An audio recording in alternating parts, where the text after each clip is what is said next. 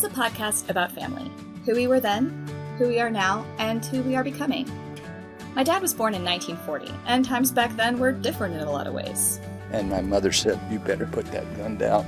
If you shoot me, I'm going to spank you like you've never been spanked before." And then again, not that different at all. Still picture us walking down the street, looking at the windows, looking at those travel brochures, looking at the diamonds and the little coffee shop and all that, and something I'll never forget. My dad is a geologist, and I grew up on stories of his early career about riding elephants to work in Thailand, mine collapses, and how a Polaroid camera saved his life. I know these stories by heart, but it's time to share them with my own kids. Let's see what they have to say.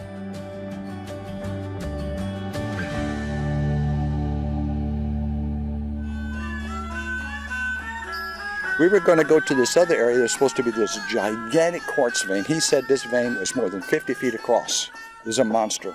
And it was on the Burmese border. Now, we didn't have any elephants with us. I had a guy with me that had a machine gun he carried over his shoulder. What the hell do we need that for? Well, we kind of need it, he said. Okay. So in case we see snakes or tigers or something else like this, it's for protection. Well, okay, if you say so. We're going down this trail. Frank is going to go to one that's in the south, and I'm going to go to the one that's in the north. And we each have our guides with us and all of that. While I'm walking, I noticed that there are leeches everywhere. And I looked down on my britches. Now, I knew that there were leeches in there, so what I did is I actually had 2 pairs of blue jeans on and 3 pairs of socks, even though it was jungle. And the whole idea was that the leeches got on me, and they looked like little, what do you think, those things that go down the stairs? I can't remember, starts an S. I'll think of the name a little bit later here. And this is how they were, like little tubes, and they would just move over to where you were. And I looked, and I was smoking at that time, and I would see them on me, and I would take my cigarette lighter, and I would burn them all off. Now, Frank, he wore shorts. And, of course, you can't tell when these animals are on you, and his legs would be bleeding all the time. He had these round circles that would be scars on his legs, because what they do is once they fill up with blood, your blood doesn't congeal, and it bleeds for a long time. And, of course, they carry all kinds of diseases as well. I wasn't going to let that happen to me. I was going to suffer the heat no matter what. So as we were walking, I was always watching to see where the leeches were, and you could look underneath the leaves and you could see them. And as you would walk near them, then they would start vibrating back and forth, hoping that you'd get close enough where they could reach over and attach to you. So most of the time I was able to stay away from them. So then whenever we would stop to rest, I would always find an area that had no grass or anything else.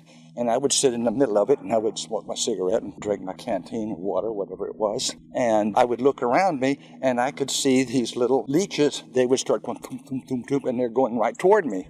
Well, it would take a while for them to get there, and by the time they got there, I said, okay, let's go. So we continued to walk. Now, this was hard walking. This was up and down. Now, it was a jungle road there, and it was on the Burmese border. And we were going up and down these hills. And we got there pretty close to dark. And I said, where's the big quartz vein? There was no quartz vein. The guy lied to us. Anyway, they had a little bit of hydraulic mining in there, and they had a big rock shelter with gun ports there. What in the world is going on in here? Well, they said, well, the bandits come and they rob us all the time. So they had a stack of guns there, rifles and everything, sitting in the corner there. And we were going to spend the night there.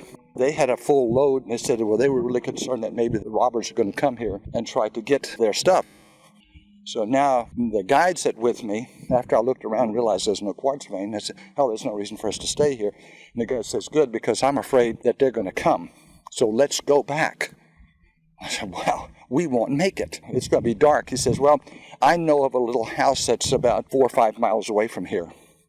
Okay, so let's go. Let's not stay here, because as soon as we left, all the people went inside their rock hut, and they got their guns, and they were pointing them out the portals because they were expecting to be robbed that night. Oh, I don't want to be anywhere near this. And quite a few people had been killed there at that camp. So we start walking, and it is raining. Oh, you cannot believe how heavy the rain is. And, of course, raincoats doesn't make any difference because you're going to be hot and sweaty. About 4 hours later, now it's about 10 o'clock at night, maybe 10:30. Sure enough, there's this little house there.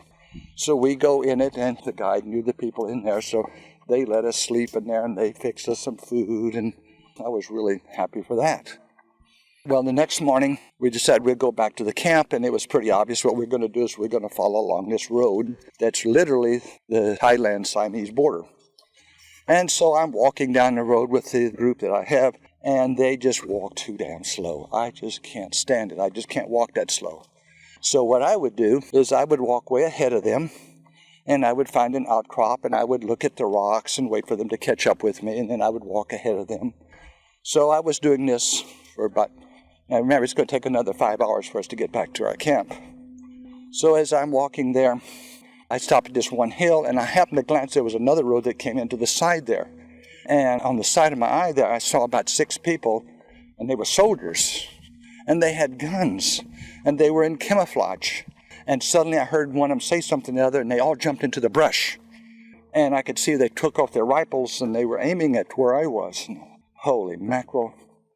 So what I did is I slowly took out my rock hammer, and I went and did an exaggerated thing where I was looking at the rocks, knocking stuff rocks, and I'd make exaggerated things where I'd take my lens and I would look at it. To them, that would be absolutely strange. They had no idea what I was doing. I hope those other people come soon because I'm in real trouble, and I don't know if it's going to help because there's at least 6 of them, and they all got guns. And so I'm sitting here really, really nervous about what I'm going to do. And I look down the road that I'm traveling on, and here comes looks like to me, a young Thai, in his late 20s, wearing shorts and a T-shirt. And I'm sitting there kind of watching him, and looking over there, the soldiers, they hadn't moved yet. They were still in the brush. I could see the glint off their rifles. And the guy got closer and closer to me, and I didn't know what else to say. I said, "So, hello." And he said, "Hello there, old chap." I couldn't believe it. This guy spoke English. Well, it turns out that this guy was coming home from England, and he was going to Oxford. And he was the propaganda agent for the Burmese Free Army. His people were the Karens, and he was coming home to visit him. And I just happened to be there as he was coming on. And then I said, there's some people over there, about 8 or 10 people with guns in there. "Oh, yeah, it's part of my troop." So he yells over there, they yell back, and he yells a few more things, and they all get up, and they're laughing with each other, and they come by, and they pound on his chest and say, "Okay," and they went on. And so he and I, we sat there and talked about what I was doing there and all this kind of stuff. Wow, that was a close call. And by that time, the rest of the party caught up with me, so I stayed with the party the rest of the time. Now, Frank went to the south, and he again had the same problem. He just got tired of being so, and he had a guy with a machine gun with him also. He got tired of waiting, and he walked ahead. And there's a little narrow trail that they knew they had to follow, and they decided that they're coming back. They went to go look at this place where there's supposed to be another quartz vein, and there was nothing there. We've been lied to again. And again, remember, these are 6 to 8 hours away from our main camp, which we're walking through intense jungles with cobras and everything else in it, tigers and all that. Well, a small contingent, must have been 2 families with 2 adults and 3 almost grown male and a bunch of women come down the same trail. And they saw him. They started yelling at him and all this sort of stuff. He went into this open area. They were looking at him, asking questions, yelling at him, but see, we didn't know it at the time. Just thought about this in recent times. They thought we were American drug agents there to look at their opium crops, is probably why they were so hostile. Well, they started circling him, and they were yelling at him. He was still way ahead of his group there. And then they took out the machetes, and they were circling, and they were sticking him. They were going around and kind of poking him a little bit, and he was bleeding a little bit, and they were yelling and laughing and so walking around in a circle. All of a sudden, ta-ta-ta-ta-ta-ta-ta, the machine gun guy came. They all put their knives back in there, and he yelled at them, and they stopped, and they left him alone and went on. So that was Frank's experience going in that area.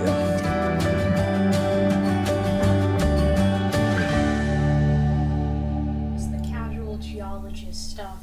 That's like TV show level shenanigans. Like, oh yeah, no, I was just walking ahead of these people real quick, and then thought I was gonna get killed, and then the leader of the group that I thought was gonna kill me just came up and went, they're good, and they all just started laughing and having a good time like they've known each other for years. Well, he was from Oxford, and he was just the propaganda agent for the Burmese Border, whatever. Army people. At what point, I feel like knowing that my grandpa is a smart man, I don't see why he would hear the guy say, "Oh, I have this machine gun for snakes."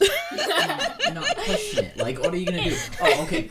Oh, there's a snake. Don't worry. That's what a knife and a stick is for. We didn't have elephants today, but we did have machine guns. So we felt a little It's a nice substitute. So you can't find an elephant but last minute kind of, substitute. You can always pull in a machine gun. I'll remember that next time I'm at Renfest. Next time you're at Renfest and we can't ride the elephants. We'll just get the machine guns out instead. Yeah. It'll be great. I like the Texas. picture of him being like that big dorky geologist, like pulling up the rock and like looking at it and like, I don't know, like miming geology. Like if you're going to mime a geologist or doing something like that. It's like, guys, I swear, I'm here to look at rocks. Please don't shoot me. I'm not doing anything. I just want to see the rocks. Like, just look at the rock. He also just bamboozled you, fool. They made him walk it like a day and a half. And there was no quartz. Yeah. There was nothing there. She said they were lied to. Was that intentional or accidental lying? That is some foreshadowing, actually. We're going to find out at the end of this episode. More information about that, Okay. actually. I also like when he's like, and then what do you call those things? I'm like, they're slinkies! They're slinkies! The little things that go down the stairs. little things that go down the stairs, leeches and slinkies. Little leeches, yeah. Those are definitely exactly like slinkies you buy at H-E-B. I'm very much not. I don't enjoy the thought of a horde of leeches slowly crawling towards you on all sides as you're trying to take a rest. Isn't that like a meme thing where you can, like, have infinite life, but there's a snail that's trying to kill you? Yeah. Oh, yeah. It's you have infinite life, but there's a snail that's always trying to kill you, and if it touches you, you're The dead. snail Yes. is indestructible. That's- People have, like, theorized ways they contain the snail. Yes, this is what I picture. It's always moving. There's always a snail moving towards you, except it's leeches. I think I'd rather have the snail. I think I'd rather have the snail. But yeah, and imagine being in a place like, yeah, they're gonna rob us tonight, so we just have these guns here just in case. Like, Shoot at random things I you don't- see in the dark. I don't want to sleep here. Can we just not sleep here? I also like Frank's story of like the people not like liking it as if I wish it happened to me, but imagine getting poked and there's people surrounding you with a machete and you're like, holy crap, and then you're like, oh yay, machine gun guy. Thank you. This is perfect timing. I love machine gun guy. Well, anyway, we get to this little village where these people are mining. And by mining, what they're doing is they're using these big hydraulic nozzles. Maybe you've seen pictures of the 49ers in the old days in which they were along the rivers and they would have these water cannons that would shoot way out in there and they would hit the ground and then the water would run back into the troughs and then they would collect the gold. Well, when I saw this, I said, wow, I'm back in the 49er days where they actually have these big nozzles. And what they have is little chutes that go way up in the mountains to bring all this water to them. And it's forced into this nozzle. Well, during one time I got to actually hold one of those nozzles. They got great big rocks on it and all this sort of stuff. So look at it on the internet, the hydraulic mining that they used in those days. It was just absolutely spectacular.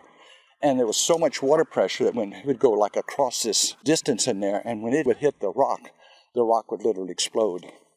And the tungsten deposits here, it's called a gryson. And what it is that maybe 100-foot thick layer over the top of intrusive igneous rock that was full of fluorine.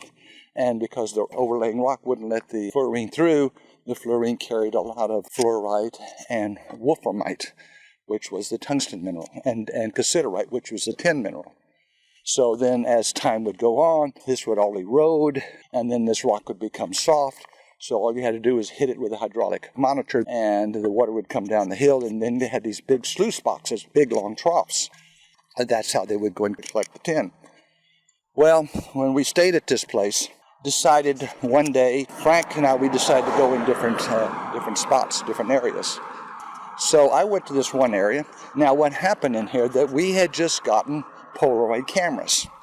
And they're the ones that you flick open and you could take a picture, and they were metallic ones, and they were the really fancy one. And I bought lots of rolls because I wanted to take pictures of this for my reports. Well, I had my camera with me, and I was going to take some pictures, but I hadn't yet. And I reached in the sluice boxes, and I took some samples, and I was looking at it. So I was putting some in a bag, and was kneeling down, and wasn't paying much attention, and I felt uneasy. Something's wrong here. And I looked up, And here were the miners coming toward me. And they had their machetes in their hands. And they were hitting the palm of their hands with the flat part of the machetes. And they were coming toward me, and they were letting me know that they were really unhappy with me stealing their mineral deposits in there, their tin. And they got closer to me, and they got closer to me, and they were yelling at me, and I realized, shit, I don't have anybody with me that speaks Siamese. I'm in real trouble, and I shouldn't have done that. And there's no way I'm going to explain my way out of this. What am I going to do? And I looked down, and I remembered my Polaroid camera, so I said, I took my hands, whoa, whoa, whoa, and I did this like here, and stop, stop, stop. And they stopped for a minute, and I took out the camera, and there was a flash, because it had a flash with a camera. So they all stopped for a minute, and they started coming in there, and then the camera came out, and I took this here, and I was waving, because you had to let it go into the air for about 15 seconds or 30 seconds or so before the picture came out. So they approached me real carefully, and I held it up for them to go look at. Oh, they thought that was the greatest thing that they'd ever seen in their whole life. Suddenly, I became their best friend. And so they all went and get their family members, and I ended up shooting 2 rolls of film that I didn't want to use, but I could go and pick up whatever I wanted. There was no problem at all, so they were real happy with that. So that was a really close call. So this one started off kind of like rocks, rocks, rocks, and then the rocks did rock things, and then there were more It rocks. was super exciting. It was super And exciting. then it was a boom boom. And then there was a boom boom. Tell me about the boom boom. They threw stuff and it exploded and created bigger rocks into smaller rocks. Tungsten. Tungsten. Tons They're mining wolframite. You know how the atomic symbol for tungsten is W? That's because it used to be called wolfram. Really? Or, well, think about gold is AU, or Because it's arum. iron, or lead is plumbum, Plumbum. iron is ferrum, Right.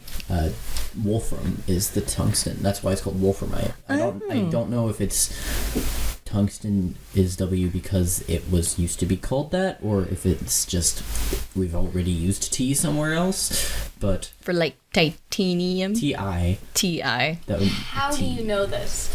I've taken 2 years of chemistry class, Bernard, and I pay attention. Wow, I've had 1 science year my entire life, and it's this year, and it's just biology. Well, when you get older, you don't take science. You take specific sciences like physics or chemistry. You don't just take a class called science. So you take all of them at once. Yes. Yay. Anyway. Anyway, this is one of my favorite dad stories, and the one that I always remember from even when I was super duper young is the story of the Polaroid camera. I've heard this one before. I have not. Yeah. I've heard that a Polaroid camera saved its life, but nothing else than that. Do you know what a Polaroid camera is? It's where you take a picture and the little thingy comes out. I have a few in my room. Like, Oh, yeah. thingy, and then I gotta shake it. Yeah, you gotta shake it. It became kind of like a retro cool thing to do like a while ago. Like 2016, when Yes. I was like 4. But We actually still have a jar full of pieces of dirt, probably wolframite, in the closet over there that has some of the samples that he took. So we actually have the samples that he collected when he was in Thailand from this exact experience. It's pretty cool. So yes, the Polaroid camera, and just imagine, I just picture all these guys coming out with their families and like, look at me, take a picture of me and my family. And I wonder if these people still have those pictures. Like, it would be just so cool to see what those pictures, if they were kept or if they were treated well or, loved or... they probably didn't know how to treat them well, though. Well, as long as you keep them, I mean, they should be in pretty good shape. Pictures do fade over time, but oh man, I would just... It's been like 20, 50 years. 50 years. We were there the 10 days, and now we're supposed to have 3 elephants that's supposed to come. We'll have to have one that's going to carry all of our supplies. We'll have Frank will ride one, put his suitcase on one. I'll put my suitcase on mine. Well, they came up with 2 elephants. We had all these samples, so we had to go and load the mineral samples on one elephant because we had several hundred pounds of it. And we had to put all our luggage and everything else on the other elephant, and there was no room for us to ride. So that meant we had to walk out. All right, so what I did, I always put chlorine in my water, and I had these great big canteens, and I was carrying them around with me. It's going to take us about 8 hours for us to walk. Now, luckily for us, we picked the day that it didn't rain. So we're walking down, and the Thai geologist said, no, let the helpers there carry your water. No, I'm going to carry my own water. And he just absolutely kept insisting upon it. Okay, I'll let you carry the water. So I took a little bit of a drink in it, and it was gone about an hour or so. And they were heavy, so I gave it to it. So a couple hours later, I was really thirsty. So I said, let me have my canteen, where the workers drank all the water.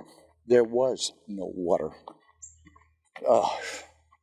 And the only river was way down the hill down there, and of course that was just full of all kinds of diseases and everything else, and there was no way that I was going to drink that water.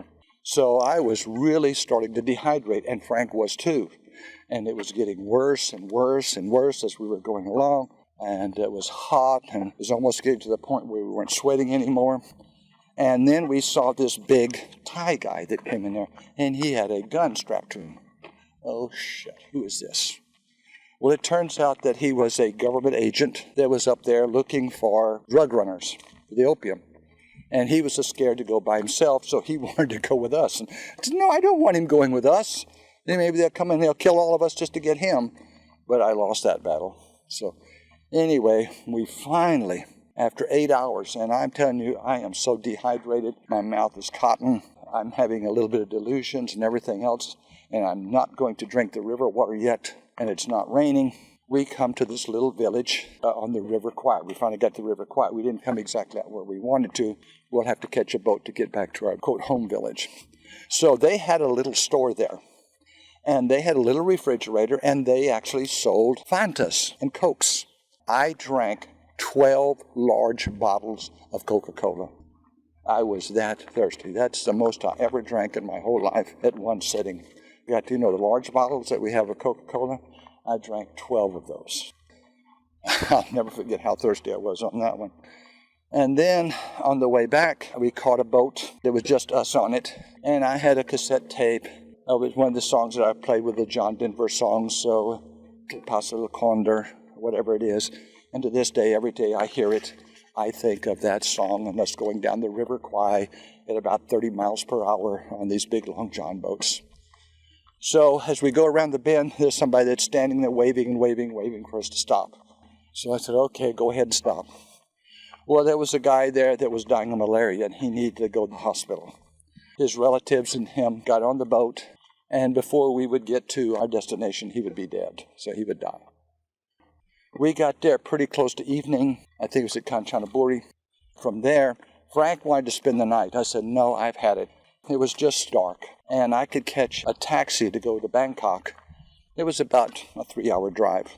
So I caught a taxi, went into Bangkok, checked in a motel, and it was like 9:30 at night or something like that. And so I put on my suit. There was a revolving restaurant like you have in Seattle on top of the Space Needle. So here I was on top of that needle. I remember this day I had kangaroo tail soup, and I had a big steak. And here was this girl from Australia, and she was the musician there, and she was singing. And here I was thinking, you know what, this is just incredible. That morning, I had been on a boat going 30 miles an hour in the middle of the jungle in the River Kwai, where we picked up somebody that had malaria and died on the boat. Here I am with a suit and tie, drinking wine, having kangaroo tail soup, having a big thick steak, and listening to music provided by an Australian female singer. I just thought, wow, you know, what a difference in life that I could be in one day, I could be like this, and the next day I would have something else that would be a totally different lifestyle.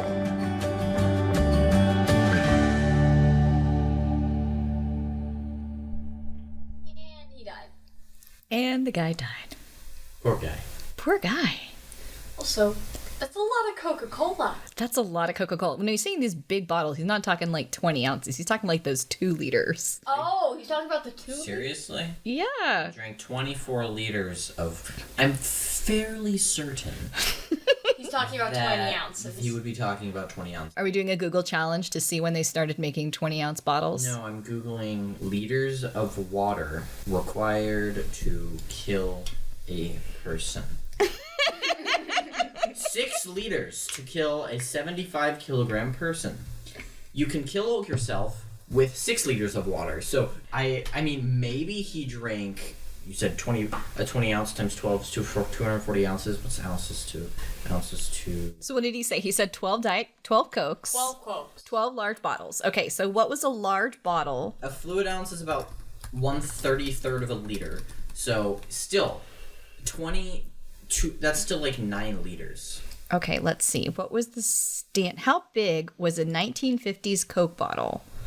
It says the 10-inch. Okay, family size was 26 ounces. The king size. Okay, I'm mistaken.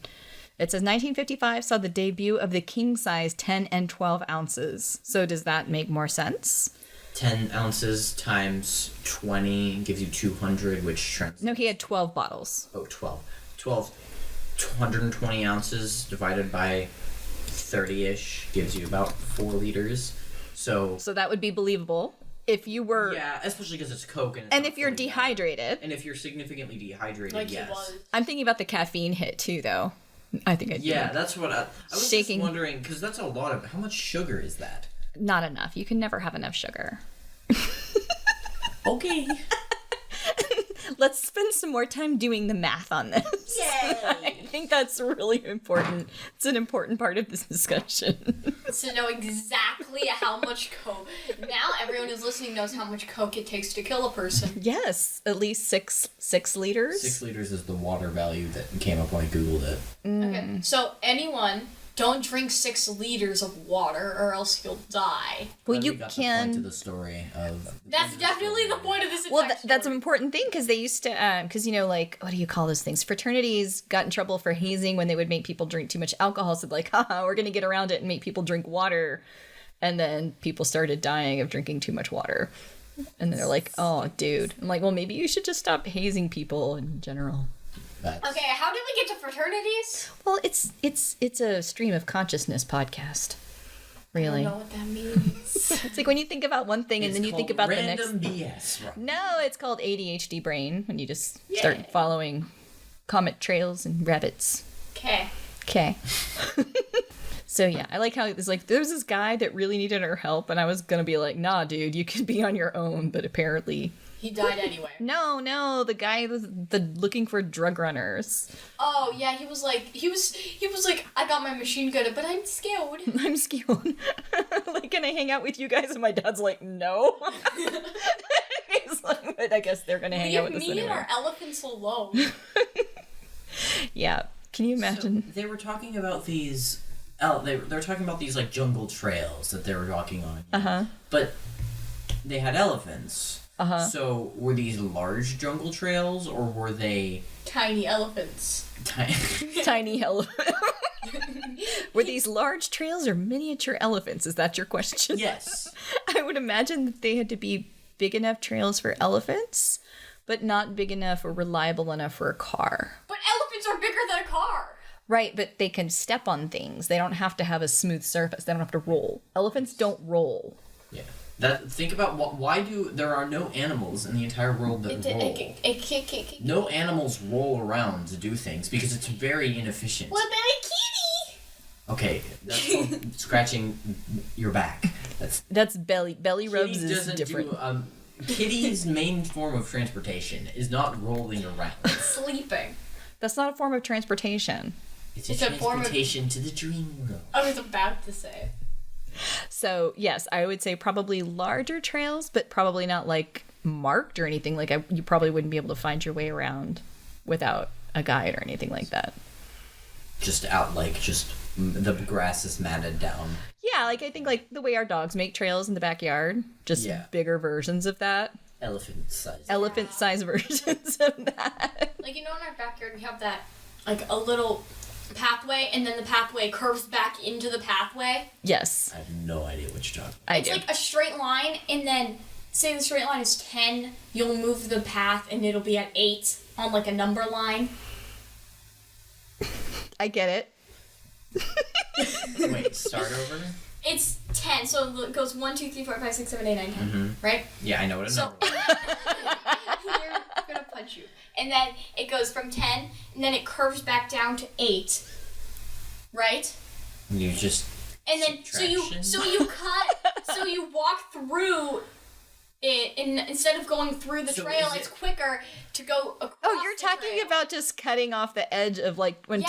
Okay, you're cutting corners. Yeah. Okay, that was the most complicated way of describing cutting the corner. I thought you were talking about like the real imaginary number plane. No, we're talking I don't about know what that is. cutting corners.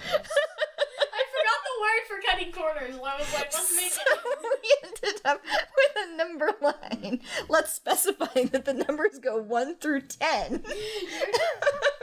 Naming Come on, each guys. integer in between. Integer. Integer.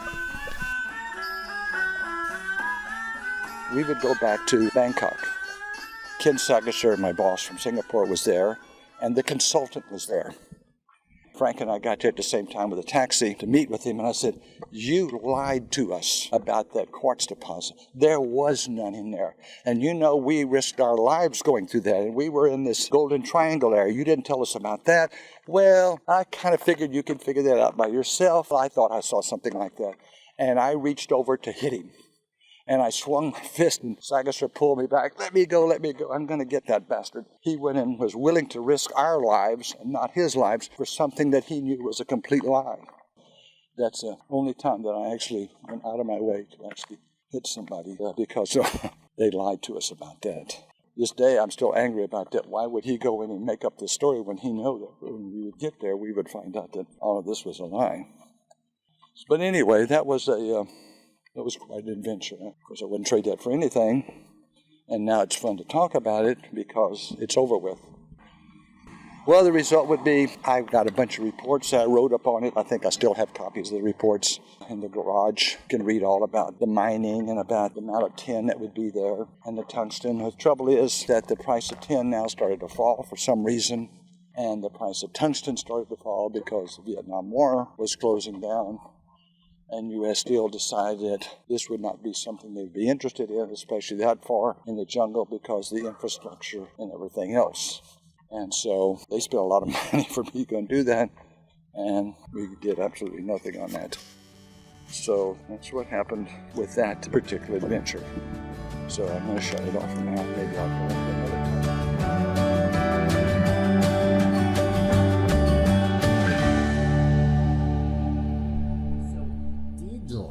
So the guy did lie.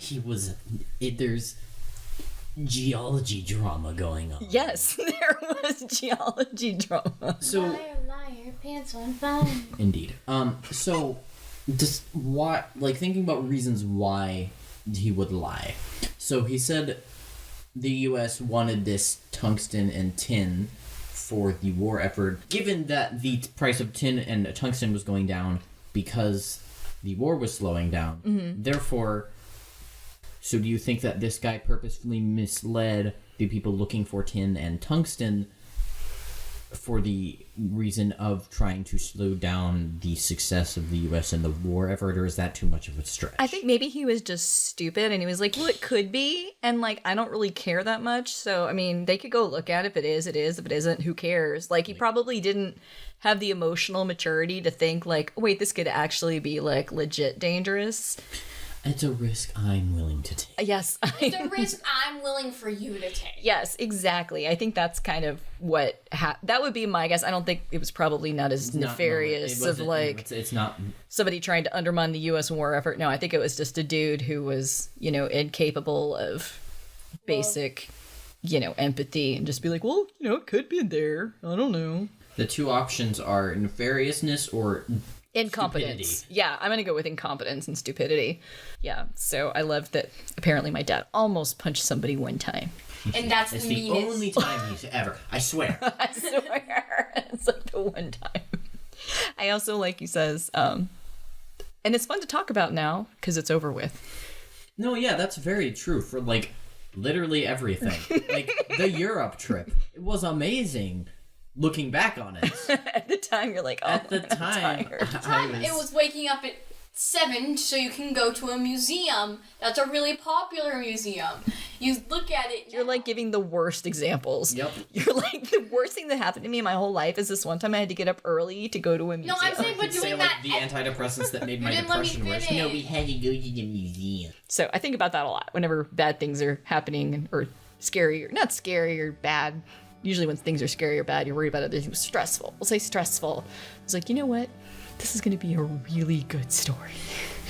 I feel like that's most of his life. Yes. It gets me, I think it's good advice.